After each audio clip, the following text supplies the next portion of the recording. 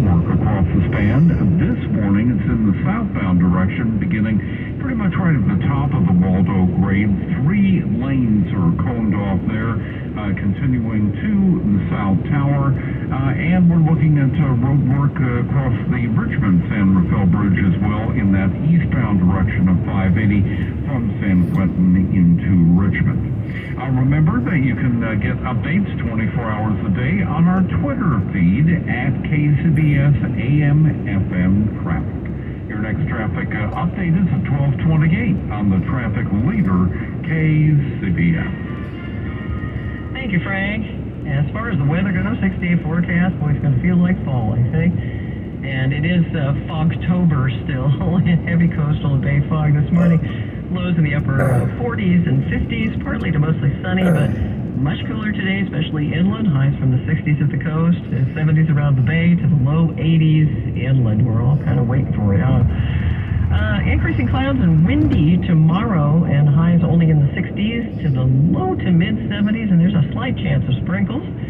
And then a mix of sun and clouds Sunday through Wednesday, highs from the 60s to mid 70s, windy, with an elevated fire danger Sunday through Wednesday. There's a chance of showers on Tuesday and Wednesday. Right now, San Francisco, we are partly cloudy and 55. It's partly cloudy down at Moffett Airport, 59. Santa Rosa, you're clear, and 50 degrees. Oakland, partly cloudy and 55. Traffic and weather together on the 8th on All News 106.9 and AM 740 KCBS.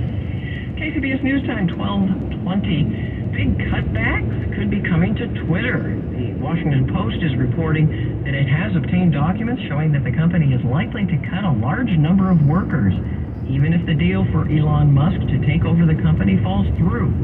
According to documents, Musk told prospective investors he planned to get rid of nearly 75% of the company's 7,500 workers.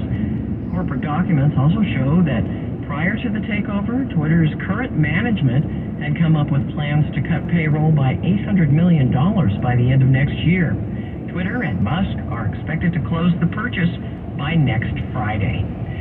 The annual Women in the Workplace survey is out, and as KCBS's Megan Goldsby reports, it's showing some troubling trends at the top of the workforce. Female CEOs and workplace leaders are leaving at a greater rate than ever before seen in the LeanIn.org and McKinsey & Company report, which they've compiled each year since 2015. There's not a darn thing in this report that surprises me. Julie Bauke is Chief Career Strategist of the Bauke Group. She sees a few main reasons women are leaving their jobs at the top. Number one, COVID, which had everyone reassessing their values, and women in particular having to deal with more child care, which has not come back to pre-COVID levels.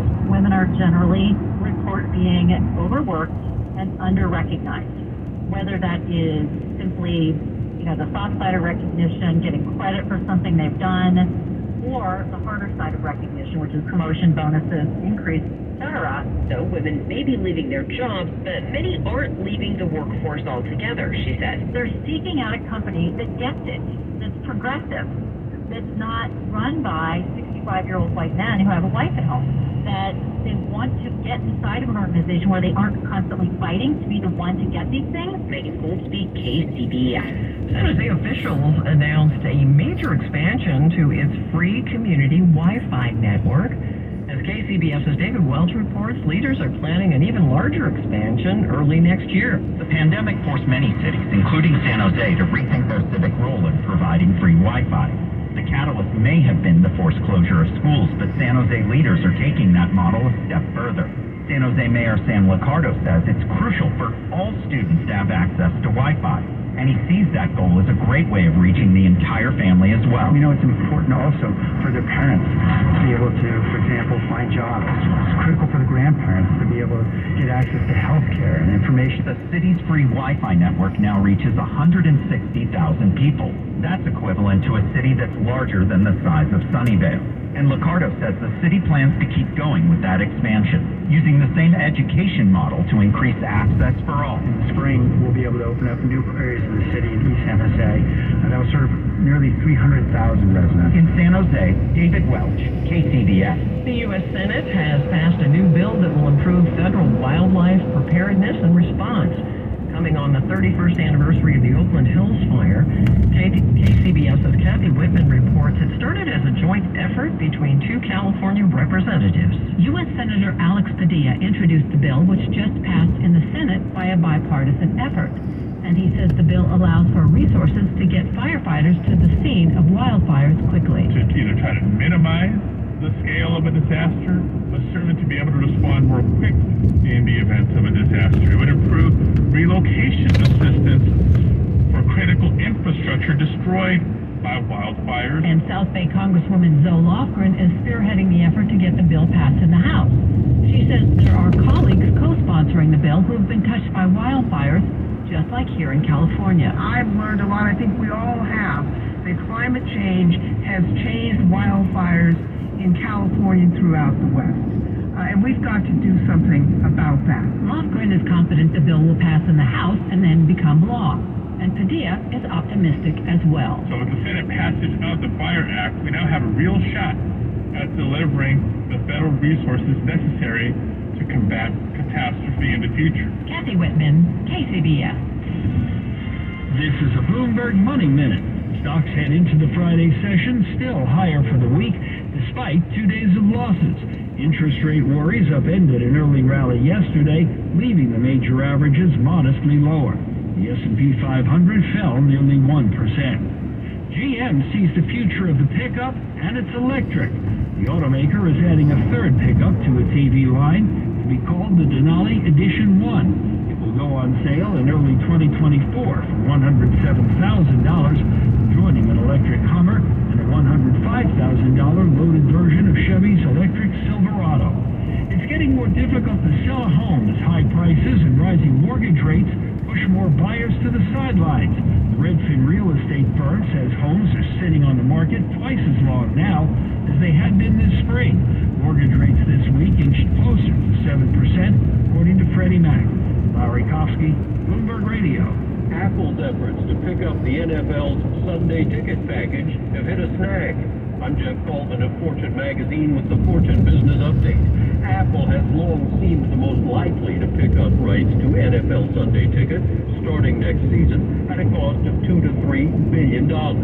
Sunday Ticket allows viewers to watch all the league's Sunday regular season games other than games being played in their city. But Apple reportedly wants more than just rebroadcasting rights as they currently exist, because Apple wants to stream the games. And why should a viewer be blocked from watching a hometown game if they happen to be hundreds of miles away streaming it on their phone? Regardless of what happens, Apple's interest in the NFL is clear. Earlier this year, the company announced it was replacing Pepsi as the sponsor of the 2023 Super Bowl halftime show, spending an estimated $50 million for the rights. I'm Jeff Colvin. Individual rates, coverage offerings, and savings may vary. Subject to terms and conditions. Not available in all areas. Actual pie customer. The other workers' comp insurance company, they were going to reclassify our business, and then they were going to charge me $50,000. Meet Natalie, owner of the carpentry shop. Shocked by an unexpected bill, she knew it was time to switch her workers' comp provider. That's when she found Pie Insurance. When we got the quote back from Pie, it was a sigh of relief. They put us in a policy where we fit. Is your small business overpaying for workers' comp insurance? See how much you could save at trypie.com. Plus, with pay-as-you-go billing, your premium is based on your actual payroll, which means no additional bill if your business grows. I'm grateful that there's a company out there that's willing to insure us little guys, because every dollar counts. With Pie Insurance, you get pricing and coverage made for small businesses. What are you waiting for? Ask your agent for Pie, or get a quote in 3 minutes at trypie.com. That's TRYPIE.com. Traffic and weather together at 12:28 on KCBS. Frank Munich's looking at the roadways. How about some hot spots, Frank? Well, we have a generally cool picture on the roadways. We're not seeing much in the way of trouble. We do have a slow-rolling vehicle on the Upper East Shore, westbound 80, just past San Pablo Avenue. In San Pablo, we have one car driving at very slow speeds in the third lane from the left, so the worry is that that car may conk out in that lane at some point. We have a heavy fog advisory in effect for the Golden Gate Bridge this morning. It's in the southbound direction from the top of the Waldo Grade down towards the South Tower. Your next update.